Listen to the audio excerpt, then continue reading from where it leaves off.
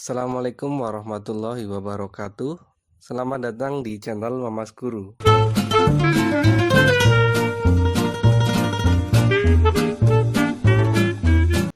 Pada video kali ini saya akan menjelaskan mengenai materi dimensi 3 ya. Ini di matematika wajib kelas 12. Ini sebagai pertemuan pertama atau pengantar ya.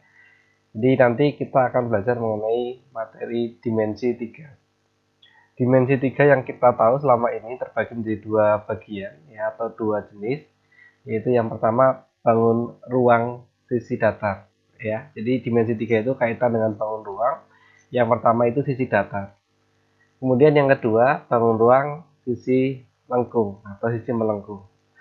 Bangun ruang sisi datar itu ya terdiri dari kubus, kemudian balok ya, termasuk limas dan juga prisma.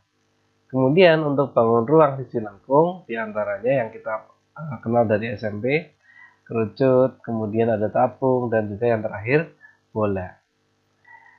Nah, nanti di materi bangun ruang sisi datar yang akan kita bahas kaitan dengan jarak dan juga sudut. Nah, ini inti materi dimensi 3 yang nanti akan kita pelajari di bab ini ya.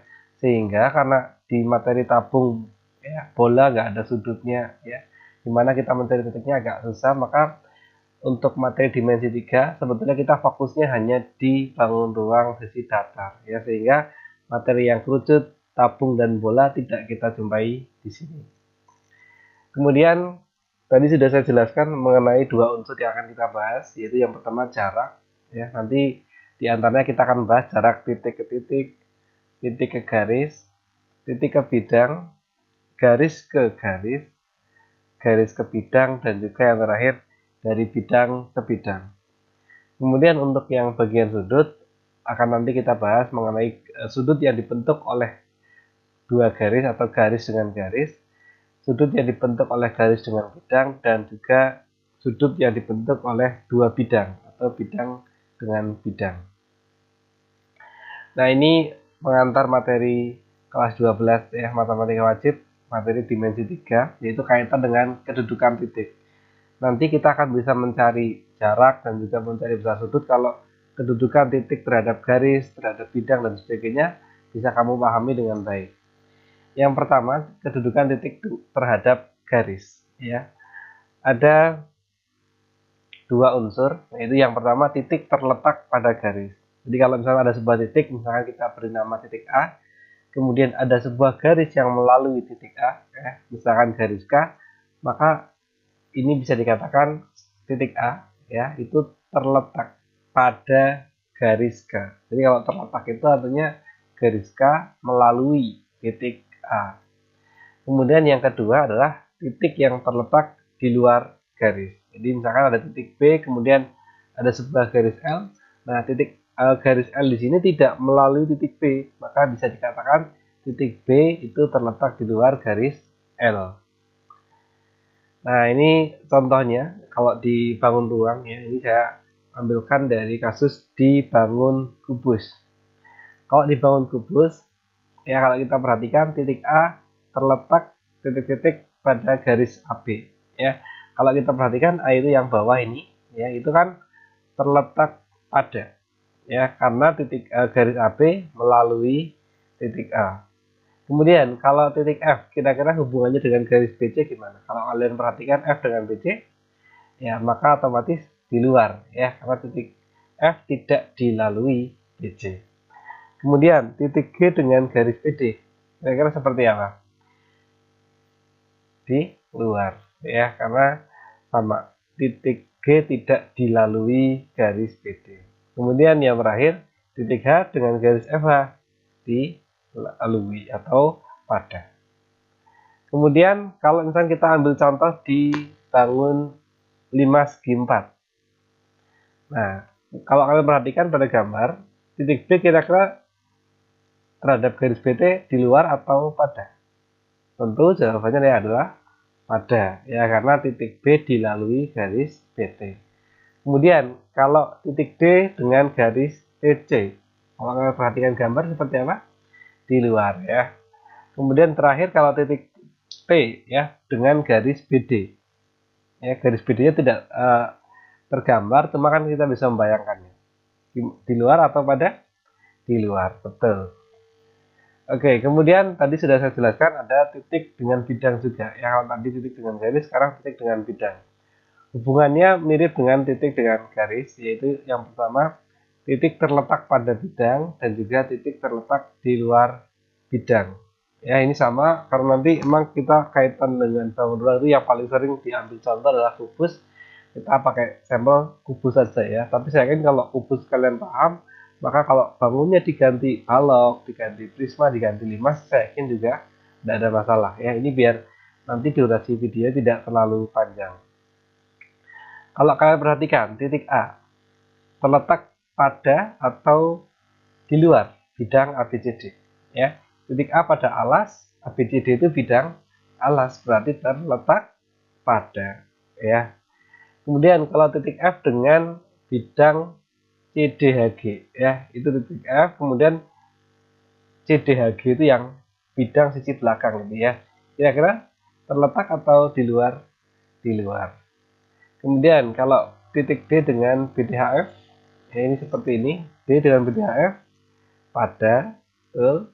Kemudian kalau titik H terhadap ACGE, ya ACGE yang seperti diagonal, titik H berarti di luar. Oke. Selanjutnya adalah kedudukan garis terhadap garis. Ada 3 jenis kedudukan garis terhadap garis. Yang pertama adalah sejajar. Ya, jadi kalau ada sebuah garis, kemudian ada garis yang lainnya, yang kalau misalnya kita perpanjang itu tidak akan pernah memotong. Jadi kalau di dunia nyata seperti halnya batang besi pada rel itu ya, kan sejajar terus sepanjang apapun relnya, kedua batang sisi kanan dan kiri tidak akan pernah bertemu. Kemudian yang selanjutnya adalah perpotongan. Jadi kalau ada sebuah garis, kemudian ada garis yang lain yang memotong, ya memotong itu berarti nanti akan kita peroleh titik potong. Nah, berarti itu ciri dua garis yang berpotongan. Kemudian, nah kalau di dimensi 2 atau di bangun datar itu hanya dua ya, sejajar atau berpotongan. Cuma kalau di bangun ruang itu ada satu tambahan lagi yaitu bersilangan. Bersilangan itu ya otomatis tidak sejajar dan juga tidak berpotongan. Oke, nanti kita akan lihat ya. Jadi pada bangun ini kalau sejajar ya contohnya AB dengan CD itu sejajar. Kemudian berpotongan ya BC sama CG itu berpotongan. Ya, berpotongan di titik C. Kemudian bersilangan misalkan GH dengan AD. Itu kan motong ya, enggak sejajar juga tidak. Nah, itu ciri dua garis yang bersilangan. Misalkan kita sekarang menanyakan garis AB dengan BC, ya kira-kira berpotongan atau tidak? Atau sejajar? Berpotongan, betul. Kemudian kalau AD sama GF kira-kira gimana? AD berarti yang ke belakang itu, GF yang di atas. Berarti sejajar, betul. Itu karena kalau diperpanjang pun AD sama GF tidak akan pernah berpotongan. Kemudian kalau AB sama GF, AB yang bawah itu ya mendatar, kemudian FG atau GF itu yang ke belakang di atas. Otomatis ini yang ciri bersilangan ya, karena motong juga enggak, sejajar juga tidak. Kemudian garis BD sama AC. BD sama AC ya, BD itu berarti diagonal, AC juga diagonal. Itu akan motong ya, akan berpotongan. Kemudian yang terakhir AC sama DH. Kira-kira gimana? AC sama DH. Motong enggak? Enggak. Sejajar? Enggak juga. Berarti otomatis bersilangan. Gitu ya. Oke, itu hanya unsur-unsur yang saya yakin nggak begitu bermasalah. Selanjutnya kedudukan garis terhadap bidang. Ya, ada dua unsur yaitu terletak pada bidang. Oh, tiga unsur ya, sejajar dan yang terakhir memotong atau menembus. Kalau pada bangun kubus ini yang contoh terletak itu ya misalkan BC itu kan terletak pada bidang ABCD ya, bidang alas. Kemudian ada EH itu ya terletak pada bidang ADHE ya, atau terletak juga pada bidang EFHE, itu nggak ada masalah. Kemudian sejajar, misalkan sejajar itu BC sama ADHE. Itu kan kalau sejajar berarti kalau diperpanjang, maka berapapun panjangnya dia nggak akan pernah motong. Kemudian yang menembus, contohnya ya, menembus itu artinya tidak terletak tapi memotong. Misalkan CG sama bidang EFGH itu kan menembus, dia kalau diperluas atau memotong sama saja. Itu istilahnya saja. Ya boleh pakai memotong, boleh pakai menembus. Oke, sekarang kita akan belajar untuk kasus-kasus yang lain. Misalkan yang pertama AB sama ABCD. Kira-kira yang mana? Tentu yang terletak pada, ya karena garis AB terletak pada bidang ABCD. Kemudian kalau BC dengan CDHG, ya BC itu yang bawah, CDHG ya berarti yang belakang. Kira-kira berarti menembus betul atau memotong, sama saja. Kemudian BC dengan EFGH. BC itu di posisi alas, EFGH sebagai tutup. Kira-kira kalau diperluas atau diperpanjang, memotong atau tidak? Tidak. Ya, berarti ini yang sejajar. Kemudian yang keempat, AC sama BDHF. Ya, AC itu yang diagonal, BDHF itu yang diagonal bidang tapi berlawanan arah. Ya, berarti ini yang memotong. Oke ya, nggak ada masalah. Lanjut kita ke kedudukan bidang dengan bidang. Ada sejajar, ya dua bidang yang sejajar dan dua bidang yang berpotongan. Oke, kita sambil contoh sampel lagi yang kubus. Saya yakin kalau kalian konsep di materi bangun kubus bisa, ya, maka kalau di bangun lain juga saya yakin bisa. Misalkan ya sejajar itu ya misalkan kanan dengan kiri, ya misalkan BCGF dengan ADHE itu kan kanan dengan kiri. Itu pun kalau kalian perluas bidangnya tidak akan pernah motong. Kemudian ini ada pertanyaan ABFE dengan ABCD. ABCD berarti itu bidang alas, kemudian ABFE itu bidang yang depan ya. Jadi ini alas, kemudian sama yang depan. Kira-kira motong nggak kalau dua bidang ini bertemu?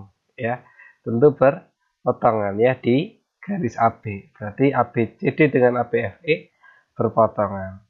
Kemudian ABCD dengan EFGH. ABCD berarti yang bawah itu tadi, EFGH berarti yang atas ini ya. Nah itu kira-kira apakah kalau kita perluas akan berpotongan? Tentu tidak ya, sehingga ini sejajar. Kemudian untuk bidang BDG dengan bidang ABCD, berarti BDG itu yang seperti ini ya, segitiga, kemudian ABCD yang bawah sebagai alas, kira-kira berpotongan atau tidak? Tentu berpotongan ya.